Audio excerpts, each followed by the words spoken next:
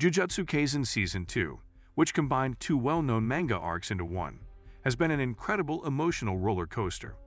These are all incredibly heartbreaking storylines. The first is called Gojo's Past Arc, also known as the anime's Hidden Inventory, Premature Death Arc, and it recounts Gojo's high school years from 12 years ago.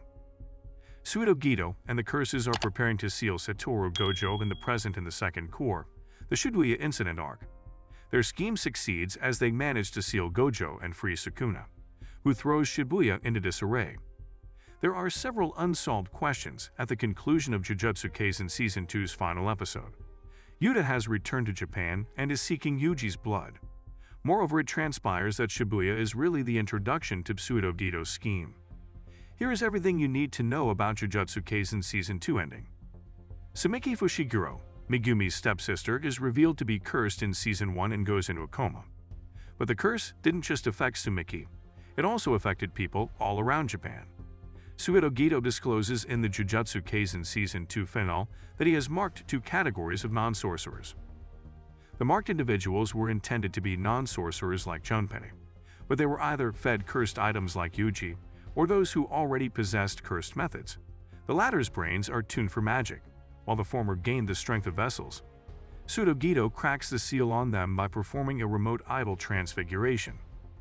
All of this is merely a part of his grand scheme to initiate the culling game. Suido Geto thinks that harnessing cursed energy will usher in a new era of human progress. He wishes to discover the complete potential of people, something that goes beyond their ability to cast curses or become sorcerers.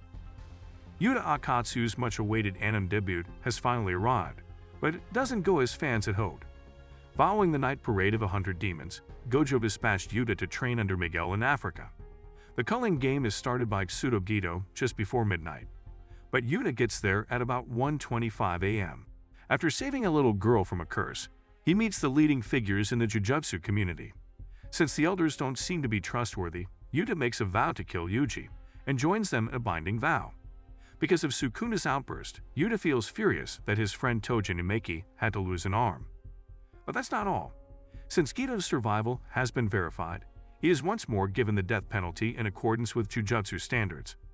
Gojo is exiled from the Jujutsu world after being called a traitor. Eliminating his seal is a grave transgression. Masamichi Yaga is sentenced to death after it is claimed that she encouraged Gigo and Gojo to start the Shibuya incident. Yuta is Yuji's executioner when he is once more sentenced to death. Gojo was instrumental in getting Yuji's death verdict overturned.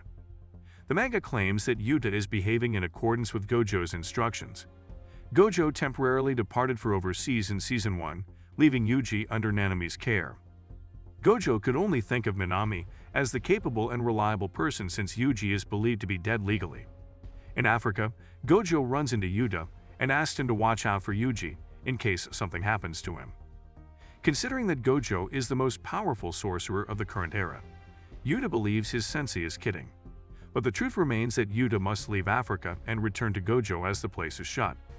Yuta can make sure that no one else can target Yuji by voicing his displeasure and taking on the role of Yuji's executioner.